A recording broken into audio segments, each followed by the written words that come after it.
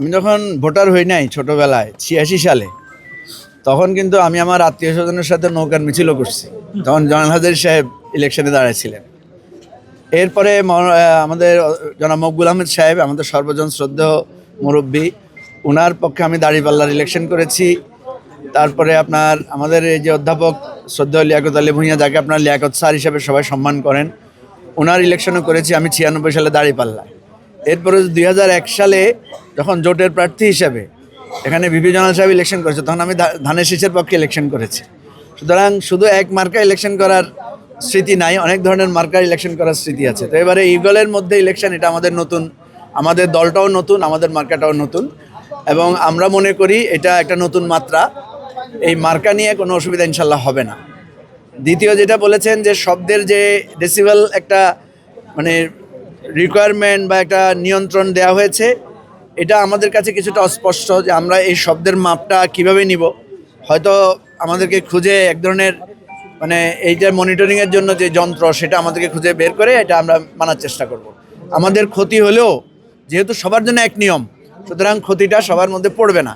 আমরা সবার মধ্যে একই নিয়ম মানার চেষ্টা করব, এবং যদি কোনো ভুল ত্রুটি হয় সেটাকে আমাদেরকে যদি দৃষ্টি আকর্ষণ করা হয় নির্বাচন অফিস থেকে বা রিটার্নিং অফিসারের জায়গা থেকে, তাহলে ইনশাল্লাহ আমরা নির্বাচনের আচরণবিধি নিয়মকানুন মেনে নির্বাচন করার চেষ্টা করবেন ইনশাল্লাহ।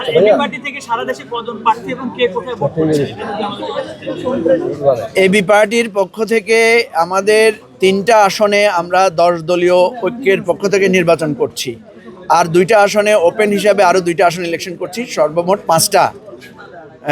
একটা হচ্ছে ফেনী 2, যেখানে আমি ইলেকশন করছি, আর একটা হচ্ছে আপনার বরিশাল 3, যেখানে আমাদের দলের secretary barrister Asaduzzaman Fuad election করছেন, আর একটা হচ্ছে পটুয়াখালী 1, যেখান থেকে আমাদের দলের vice chairman, senior vice chairman professor doctor Abdul Wahab Minar, উনি ইলেকশন করছেন। আর ওপেন ইলেকশন হিসাবে করছে কুমিল্লা 5, আমাদের দলের joint secretary barrister Zobayer Ahmed Bhuiyan, আর যেটা করেছে আপনার সুনামগঞ্জ 3 সৈয়দ তালহা আলম, উনিও ইলেকশন করছেন আমাদের দল থেকে। এই 5টা আমাদের আনুষ্ঠানিক। এর মধ্যে অনানুষ্ঠানিক কিছু জায়গায় হয়তো নমিনেশন আছে, সেটা নিয়ে আমাদের আলোচনা চলছে। আমাদের সুস্পষ্ট অবস্থান গণভোটের এর পক্ষে আমরা প্রচারণা চালাচ্ছি, আপনারা দেখেছেন, এবং এটা আমরা আরও জোরদার করব।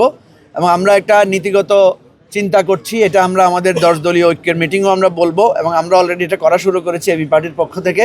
সেটা হচ্ছে আমাদের পোস্টারে ইগলের ভোট চাওয়ার পাশাপাশি আমরা একই সাথে এর ভোটও চাইবো। আমরা নির্বাচনী আচরণবিধিতে যদি কোনো এটা কনফ্লিক্ট না করে, তাহলে এটা আমরা করার চেষ্টা করবো ইনশাল্লাহ।